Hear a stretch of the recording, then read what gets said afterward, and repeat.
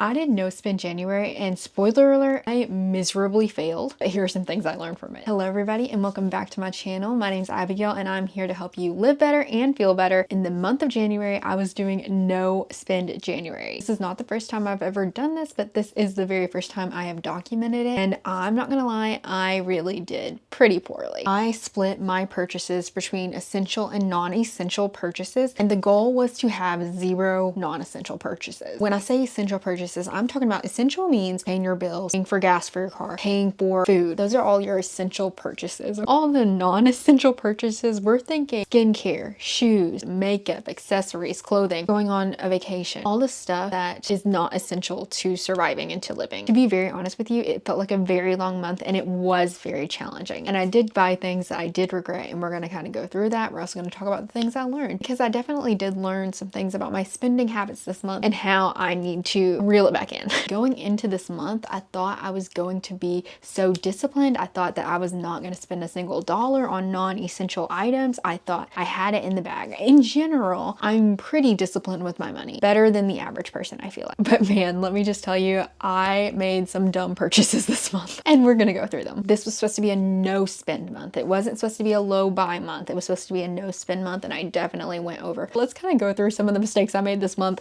and some of the purchases I made this month. I'm part of a young professional board, and we always have 4 to 5 events every single month for young professionals to come together and meet and hang out. So we had an event at this local coffee shop. I'm not a coffee drinker. I really only drink green tea and water, but mainly water most of the time. When I got in there, I really didn't know what to drink, and they didn't really have any fruit teas or anything like that. And so I got a matcha. This place was a really, really pretty aesthetic place, and everybody else who had the matcha really enjoyed it. Okay. But for me, I think matcha is kind of like kombucha in a way, where like the first time you have it, it's disgusting. Like, it's an acquired taste. To be very, very frank, just tasted like grass. And this is absolutely no hate to the place I went to. It was honestly awesome, and everybody else loved it that actually have tasted matcha before and enjoy matcha. It was just the first time I ever had it, and I just was not prepared for that. Dumb me paid $11.76 for this matcha. This is including the tip. That's a lot of money. I literally could get a meal for that, and so I do regret that purchase for sure. It was a dumb purchase on my move. Shouldn't have even got the matcha. That was a risky move. I do regret it. My next regret is my LinkedIn premium subscription. I got this a couple months ago for work specifically because it does have a lot of little features and you can search more things. And I did use it for like a month or 2 or something like that. But now I actually planned on canceling the subscription, but I didn't cancel in time. So that was a dumb $39.99 purchase that I did not have to spend. It was just completely my fault, to be honest. The biggest purchase I spent during the month of January was my hair. I guess we haven't addressed this yet. I got a perm. Normally my hair is completely pin straight, easy, breezy, beautiful, whatever. And now I have a perm. Okay, get this. All right. I didn't need a perm. That's why this is completely non-essential. And just like the biggest purchase I made in January, non-essential purchase I made in January. I'm trying to do a 30 under 30 bucket list. I still have a couple years until I'm 30, but there are just a couple things I do want to cross off my list before I turn 30. And one of those was having my hair changed completely. This couldn't be more different than my natural hair. I will say it was expensive, but honestly, the hairstylist deserved every single penny of that, because she spent all day long on this hair, and right now it's not looking the best, but I'm still learning how to style it, still trying to figure out those things. I don't necessarily regret getting a perm, but I know that I should not have spent that money, especially during no spend January. Kind of the reason why I chose to spend this money now is because it was still during the holidays and I had off work, and I wasn't going to have another opportunity to spend an entire day at a hair salon to get my hair done. And so that's kind of why I just had to do it right now. I don't regret the purchase, but I shouldn't have done it in January during no spend January. The morning I went to go get my hair done, I actually went to Chick-fil-A because I realized I didn't even eat anything when I left home,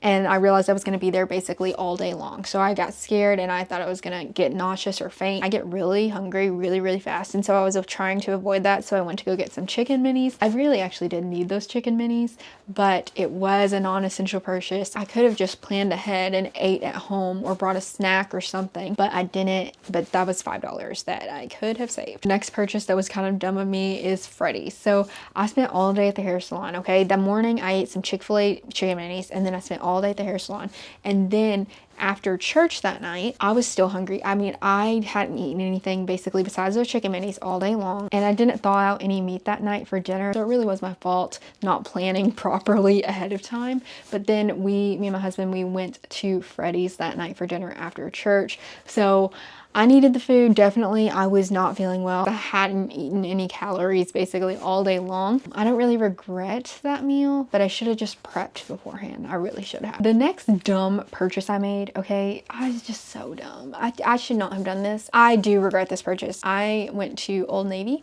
and I got 3 pairs of jeans, okay, but they were for 3 pairs of jeans for like $45. So that's pretty good because 1 pair of jeans could easily be like $100. But I was going on a work trip and I needed some jeans. I only have like really 1 pair of skinny jeans that don't really fit me very well. And also I was looking for wider legged jeans. I think I regret it because I saw a picture of myself in one of the wide leg jeans that I bought. It was not my look. I think they like definitely overtook me. It made me look way, way, way, way bigger. Maybe I need to figure out how to wear it better, or honestly just get straight leg jeans instead of wide leg jeans. I feel like once things start going out of style, that's when I actually hop onto it. Right now skinny jeans are coming back into style, but I'm kind of moving out of that for a second, and so we'll see what happens. They are nice jeans, honestly, but I do regret that purchase. I shouldn't have done that. I really should not have. That was just a bad move on my part. The next purchase I regret is a Chipotle purchase. And the reason I regret this is because I picked it up and took it home. I basically made my husband's burrito and he didn't like it. The only reason I even picked up food is because I didn't want to cook food that I knew that he would enjoy specifically. It was disappointing when I brought food home and he still didn't enjoy it. So I might as well just have made the food and saved the money. And then the last purchase I had that was non-essential was at this Asian restaurant. This was for the Lunar New Year and I just wanted to eat Chinese food for Lunar New Year. It was very good and I do not regret that purchase. But out of all the food purchases that I bought this month, that was probably the best meal that I bought. Those were my non-essential purchases for January. Here's some of the things I learned from this month. It really did help me with self-awareness. I thought before I went out, because I know that if I left my home, I'd be spending money. Okay, so I really did stay home a ton of the time this month. It made me think about the things I was putting in my basket. It made me think about, before I swipe my card, is this a necessary purchase or is it not? Like, is this something I can wait another month for? And honestly, if it's something I can wait another month for, is it something I actually need? This month, and honestly for the entire year, I'm going to be using the Every Dollar budget to track every single expense. And honestly, every single expense, manually putting that back in there, it kind of cut to the heart a little deeper. It was a really good reminder of every purchase is making a difference, whether it's good or whether it's bad. If my goal is to get out of debt, if my goal is to save money, this no spend month really just helped me with my self-awareness about my spending habits, about why I spend money, how I spend money, and how to control myself. The next thing I learned is that the savings do kind of add up pretty quickly. If you write in your notes app on your phone every single time you think, oh, I need to buy this, oh, I need to buy that, oh, I need to buy that, you just track all that. Don't spend it because you don't need it yet. But if you just track all of that, by the end of the week, that total could be way more than you think it will be. Once you start seeing your savings account or your investment accounts grow, you're wanting to keep it growing. And that's kind of the dopamine rush that you're looking for anyway. I also realized through this month that the more things that you buy, you have to put somewhere. And that makes so much sense, and it's like so logical. Right now in my home, we don't even have the space for the things we currently own, let alone the junk that we're bringing into our homes. Less items means less things to declutter, less things to organize. Having a clutter-free space will really help your mindset and cause less stress, less anxiety, and also help you appreciate what you have even more. I also definitely realized that social media is a trap. If you're trying to do a no spend month, get off social media. Okay, TikTok shop is crazy. Instagram is crazy. I watch these videos where they're like, oh, this is the best thing for your curls. This is the best thing for your camera kit. This is the best thing, blah, blah, blah. And it's like, oh my goodness, there are a ton of incredible products out on the market, but you have to remember that the people who are speaking about things on social media, they're most likely making a commission from what they're selling. So if I came here and I said, oh my goodness, this iPad case is the best iPad case I've ever seen in my life and it will change your life and da da da da. Yeah, maybe it's true, maybe it's not. But at the end of the day, I probably have a link down there for you. I actually don't have a link down there for you right now, but that's what happens on social media, is that people have an incentive to exaggerate and to share with you why different products are life-changing or why you need to run to go get a new product. Once more and more people catch on, then once everybody has it, then you feel, oh, I'm left out. Like, I need that. If everybody else loves it, I need that, right? If you're trying to do a no spend month, just get rid of your social media for that month because it will save you so much. There's so many things I saw on TikTok where I would think, oh man, that would help me so much. And I would put it in my notes. After a week, you have a notes full list and maybe all those items end up $500. And it's like, you don't need to spend that. And also you don't need all that stuff. Along with that, Apple Pay and Google Pay, they're traps. Anything like that, they are so traps. You don't need to be saving your credit card information on any devices. You do not need to have your Apple Pay during your no spend months. Okay, I know it's convenient. I know it is so nice to not be able to get up from your couch, go to your purse, pick up your stuff. I understand that. If you're trying to succeed in a no spend month, get rid of Amazon, get rid of Google Pay, get rid of Apple Pay. You need to put as many barriers in front of you, so you have to jump through multiple hoops to be able to purchase something. The next thing I learned is every single time I step foot outside of my home, I am probably 20 times more likely to spend money. I would suggest if you're trying to do a no spend month, try to do things in nature, outdoors, close to your home, and in your home. Try to spend that month decluttering all the stuff in your home, trying to be a homebody, trying to have a staycation maybe. A lot of people go into stores and think, oh, I'm just browsing, I'm not actually gonna buy anything, and then they come out with the entire store. Don't fall into that trap if you're really wanting to do a no buy month, because it is very tempting when you see all these fancy things under the bright lights and you just think, wow, this will make my life easier, or I love that, or that's really cute, or that would look great in my home, or whatever.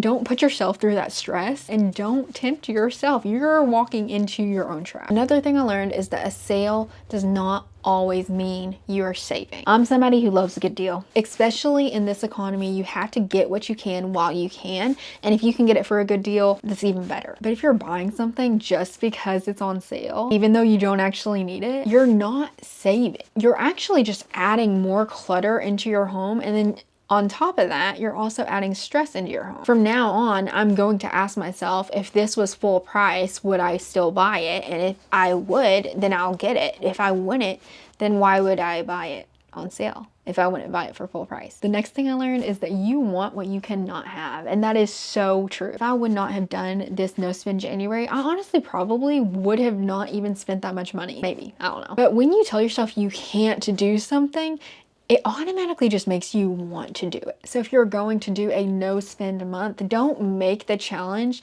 to be no, no, no, no, no. You could say something like, I am not going to buy these clothes so that I can declutter my closet and appreciate every clothing piece I have. If you make the challenge more so about what you get to do because you're doing this challenge, it makes it more fun, it gives you something to look forward to, and it does add a benefit to this challenge. I also just realized that the dopamine rush that you get when you make an unnecessary purchase, it is very fleeting. It is like almost immediately fleeting. And I think some people just keep chasing that feeling. No Spend January has helped me break that cycle, and then it also helped me find healthier ways to get that dopamine rush without spending money and buying unnecessary things. Last, but honestly probably one of the most important things I learned, is that tracking your expenses is absolutely vital to the success of your financial journey, of your no spend month, year, whatever you're trying to do. Every single purchase matters. It doesn't matter if it's 1 penny to $1 million.